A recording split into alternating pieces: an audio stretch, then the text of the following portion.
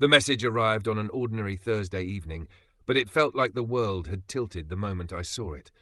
The room was dimly lit, the faint glow of a street lamp filtering through the curtains, casting long shadows across the walls. My phone vibrated against the wooden table, and when I glanced at it, my heart sank. It was her. The message was simple. 3 words that carried more weight than anything she had ever said in person. Maybe we should break up. I stared at the screen, my mind suddenly loud with a storm of thoughts. I remembered the last few months, how our conversations had grown shorter, how laughter had been replaced by awkward silences, how the spark that once defined us now seemed like a distant memory. And yet, seeing it typed out so plainly, so directly, brought a surreal clarity. There was no hiding behind excuses anymore. The truth was staring me in the face. For a moment, I felt a surge of anger and panic, the instinct to fight for what we had. But beneath it all was something quieter, a recognition that this was inevitable. We had both changed, quietly, without even noticing it.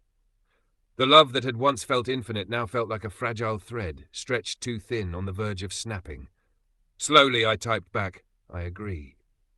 Each word was deliberate, measured, a reflection of all the sleepless nights and unspoken frustrations.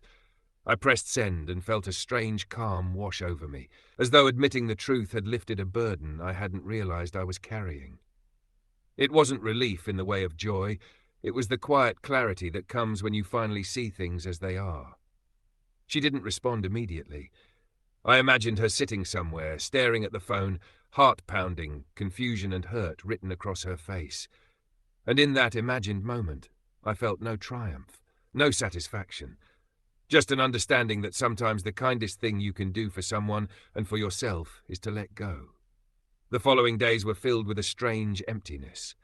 Our apartment, once shared and filled with laughter, now felt larger, quieter, almost hollow. Yet within that silence, I began to notice small things. The morning light filtering in through the windows, the soft hum of the city waking up, the freedom to breathe without the weight of pretending. Over time, the pain dulled, replaced by reflection. I thought about what we had shared, the moments that were beautiful and true. I didn't regret them, but I also didn't cling to them.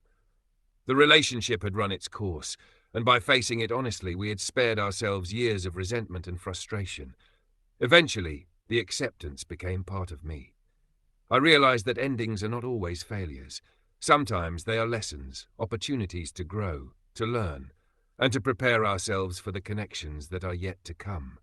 The love we lost would always remain a part of us, but it would no longer define us. In that quiet aftermath, I finally understood the power of honesty, not just with others, but with yourself. And in that understanding, I found a strange sense of peace, knowing that walking away could be an act of courage, not just sorrow.